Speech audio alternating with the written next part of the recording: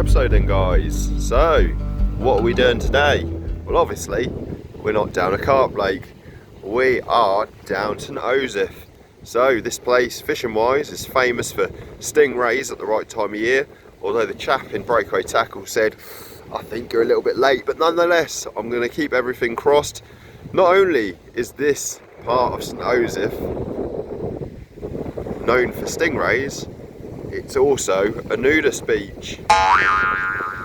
Yeah, that's right folks. Luckily I haven't seen any dingly danglies wanging around, so I think we're safe. So obviously, as you can tell, the sun is starting to go down. Look at that, just look at that view though. I mean, us anglers get some lovely views when we're fishing, don't we? But there's something about a beach, and just look at this one. This is something that I'm not really used to. I'm used to a deep water venue like Shingle Street, and you know, I've watched this tide go out. I got here about an hour and a half ago and I've just watched it, and the reason why I've come at dead low tide is to fish the flood, but more so to find out where all these features are. Now, when I first got here, you know, this was all covered. I mean, that's indicative of a shallow water venue such as this, and this, I could tell there was something here. There was, you know, white horses just going over consistently, and I was like, there's something there. And I really did debate on where to fish. I was going to start over there because, I don't know if you can see that, it's a bit of a shelf there, but this water's gone down so much, it's unbelievable really. I mean, this little puddle, I was waiting over it to get the rods out, but yeah, I'm going to have to keep an eye on it because as quick as it goes down, soon comes back up, right guys? So I will run through what we've got. So all you experienced sea anglers probably looking at my rods going, hold on a minute, they're not sea rods. I do own some sea rods, but I actually prefer just fishing with a spom rod.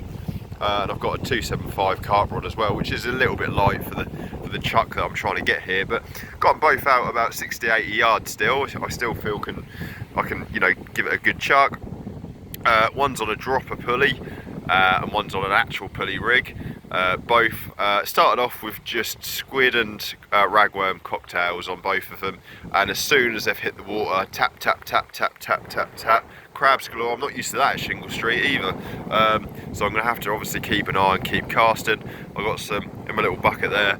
I've got some rigs that I can bait up ready to just get them in, switch over, well at least on the dropper pulley. I'm going to have to adjust the pulley rigs for me to be able to do that shortly, but yeah, going to fish up until about 3 AM. So what's the time now?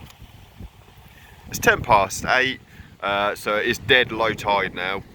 You know, and that will start creeping back up again, I'm sure. But yeah, always, if you're new to sea angling and you've never fished a mark, always best to get here, either go and have a look around before to get here at low tide. Now, if I'd have started fishing when I got here, I might have tried to get on the edge of this. I mean, it's more apparent there.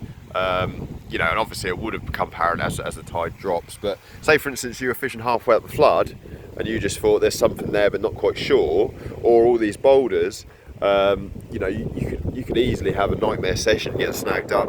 I chose this bit, look, because it's lovely and sandy, but I'm still close enough to a great feature that is that bar when the tides start coming up, and loads of clay there. So I'm going to be on the edge of that with the left rod. Probably will swing round just a bit tighter to them boulders as the tide starts creeping up. But the reason why I fished it is A, it's nice and clean, but this part was all exposed, so I waded out to get the rods out. Anyway, what a beautiful view over there, look, absolutely incredible. I mean, yeah, all I've done lately has worked. I've had a lot of social events which I wouldn't change for the world. You know, lots and lots of partying. Oh, that looked a bit better knock on the left rod. Did you see that? One feisty crab, I reckon. Go on, whack over. But no, this is well needed for me. One of my mates, I think, was fishing to, pardon the pun, for me to go out and have a few beers, but I don't know. Guys and girls, just got a refresh. Got banging cold, which I'm sure I picked up from London on the latest one, and yeah, hopefully the sea air will clear that out. But anyway, enough of my social life, enough of my woes. Let's see if we can get my first ever stingray or a couple of smoothhounds. That would be amazing. But first of all, we're gonna have to keep casting and get through these crabs.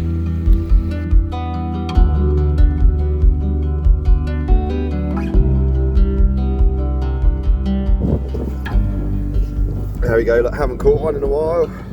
Need a net really, I should use my but an eel. Some people absolutely hate these things.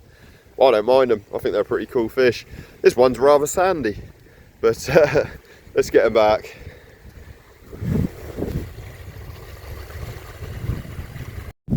Just put that eel back. I was walking back and that one was ploughing over. I can't believe that's, is it connected? That's on the dropper pulley, so might take a moment to register again. Tell you what, another eel, that'd be quite funny.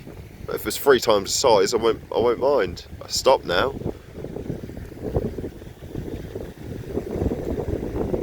Go on.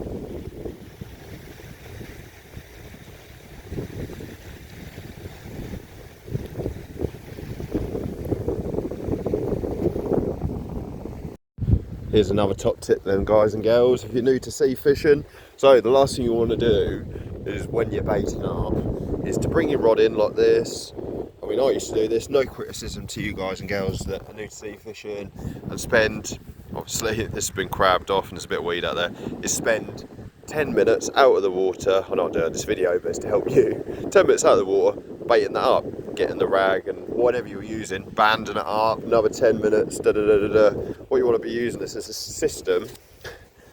Did I stutter? A system like this, we can easily take that off and have one baited up ready to go. So I can easily just put this back, clip up onto that clip using that swivel, and then what I'll do is chuck this out, get that, put bait on while I'm sitting here watching the rods, and you can continuously keep casting out every however often and be ready. So you can get it in, clip it off, clip it up, bang, you're out. You're not wasting any time, especially when you're fishing for fish like smoothhounds that can come in runs, be here for half an hour, and then piss off up the beach. So hope that helps anyone who's new.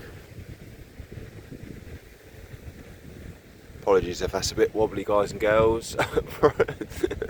Broke one of the legs on my stand, so I've kind of wedged it in sand, and oh, that is good. That is surely a fish.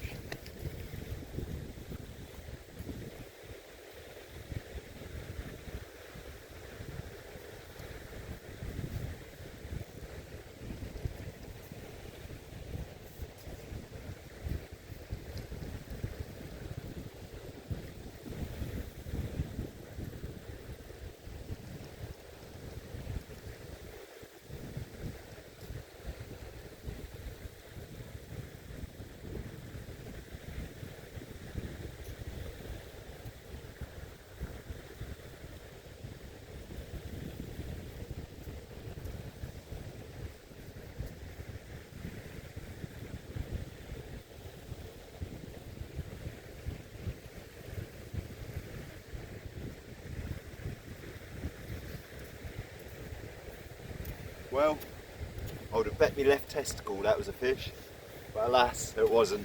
Maybe the 275 is just a little bit too light. Did you see how that was just like, oh. Ah, there we are. Oh, that was a knock, wasn't it? Definitely something there, whether it's crab, I don't know. But this time I'm just going to let it develop. Pray that's a smoothhound, and it's just going to fly over. The clutches are set loose, so if anything does really whack over, hopefully set enough to not lose my rods. We'll see. Unless it is just crabs again, but that left rod has been dead silent. Do you know what I mean? Nothing happening on it, and yet it's the braids are so sensitive.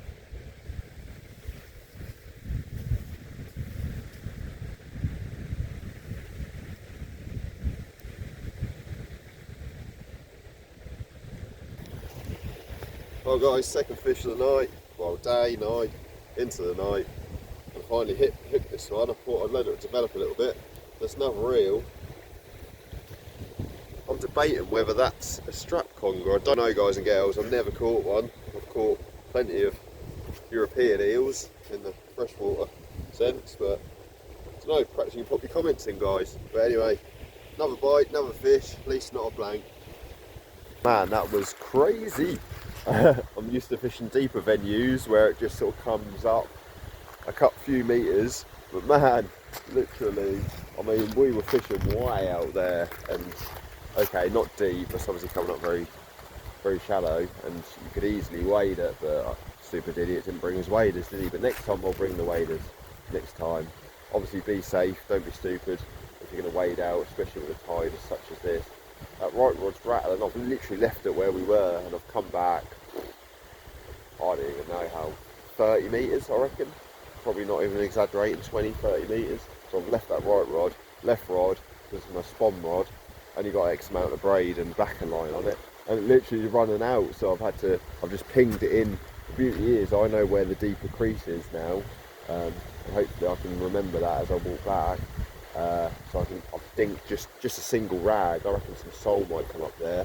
That might be just worth a chuck whilst we get a bit of depth out here. But yeah, fingers crossed. Fingers crossed the smoothhounds pull up. A lot of people say here that the smoothhounds come in quite close when it's relatively calm, and it is. It's not. We're not windy at all. A little bit of breeze, but yeah. So it'll be interesting to see where I'm standing is where I'm going to be catching them. Let's see. Well, guys and girls, I've done it. My second ever smoothhound. Now it's not very big, I know, but I don't know, there's something just fascinating about these little sharks. Look how cool that is. On a rag and squid cocktail, just rattled off, literally, you know, probably an hour after moving, not even nowhere near high tide yet. Just look at these, you can see so many sea anglers love them. I mean, just a cool fish, got lots of stars on this. Look at that. Let's hope there's some more out there. Where's your mum, mate? Look at that, cool. Such a cool fish. There we go then. Thank you so much, buddy. You go and get yourself nice and big now.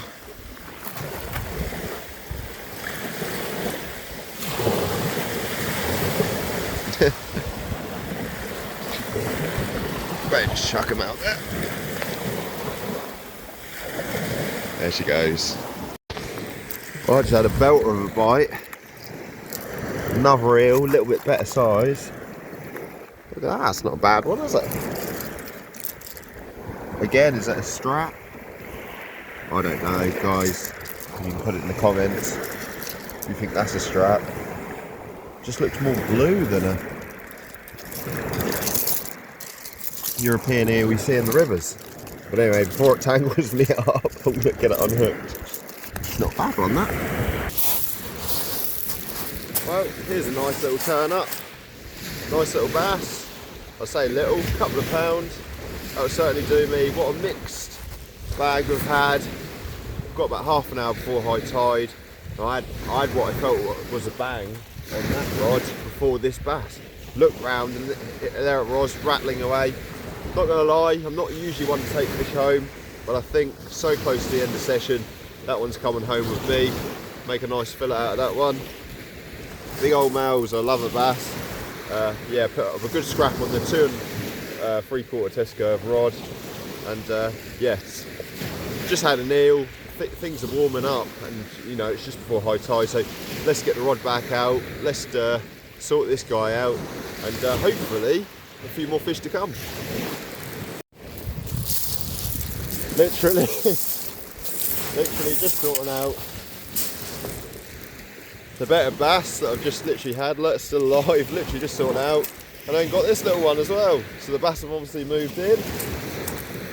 But this one, of course, certainly going back. So let's be gentle. Nicely hooked on the side of the mouth.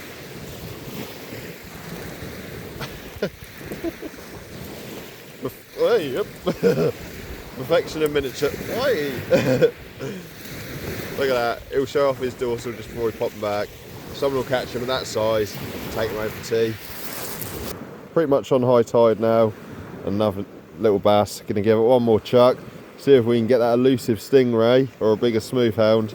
If not, we'll leave it there. And yeah, had a great little session.